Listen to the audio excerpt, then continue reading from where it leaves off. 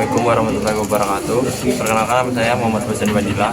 Saya dari kelas 3A Informatika.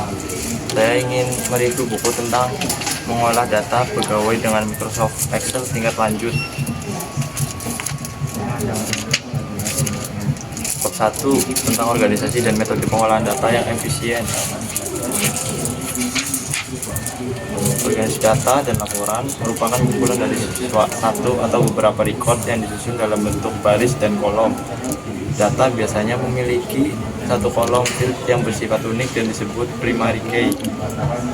Agar dapat diolah dengan baik, data harus dikelompokkan sesuai jenis datanya, yaitu data master, data transaksi, laporan, dan data pendukung.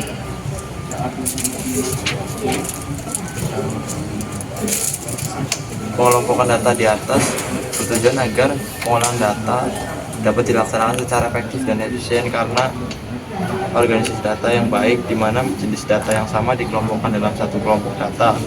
Misalnya, semua data identitas pegawai dimasukkan dalam data master pegawai dan tidak ada yang dimasukkan dalam data pendidikan atau data keluarga. Kedua, persiapan data. Pengolahan data tingkat lanjut akan dipelajari mengharuskan data telah tersusun dengan rapi dan setiap data telah dikelompokkan sesuai jenis datanya. Data dikatakan telah normal jika setiap primary key telah mengidentifikasikan satu record. Normalisasi data yang menghasilkan data master, data transaksi, data pendukung.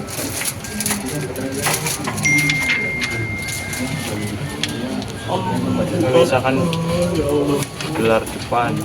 Dari analis data terlihat bahwa gelar depan hanya ada dua macam, yaitu DRS dan DRA.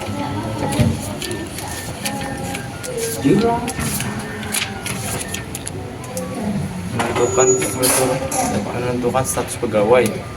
Sebelumnya menentukan status pegawai, kita perlu membuat asumsi masa pensiun pegawai. Kita asumsikan bahwa pegawai diberhentikan dari jabatan bila mencapai umur 56 tahun. Fungsi yang digunakan adalah fungsi logika LIF. Laporan statistik menggunakan kuantitatif. Laporan statistik satu variabel kurang dapat menjelaskan komposisi data secara mendasar sehingga tidak cukup informatif digunakan sebagai dasar dalam pengambilan keputusan.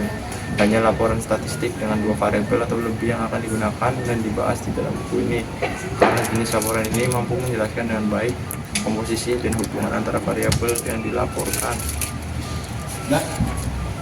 Fungsi kontif dan contoh penggunaannya.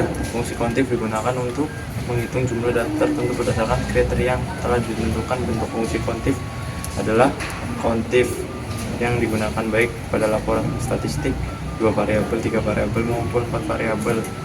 Meskipun terlihat sederhana, fungsi ini mampu menghasilkan laporan statistik yang sangat informatif ketika telah dipadukan dengan teknik tertentu. Contoh 3 penggunaan fungsi kontif. Pada bagian ini kita membuat laporan statistik dalam bentuk tabel menggunakan 2 variabel, yaitu tingkat pendidikan dan unit kerja. Variabel tingkat pendidikan diletakkan sebagai judul kolom, sedangkan unit kerja diletakkan sebagai judul baris.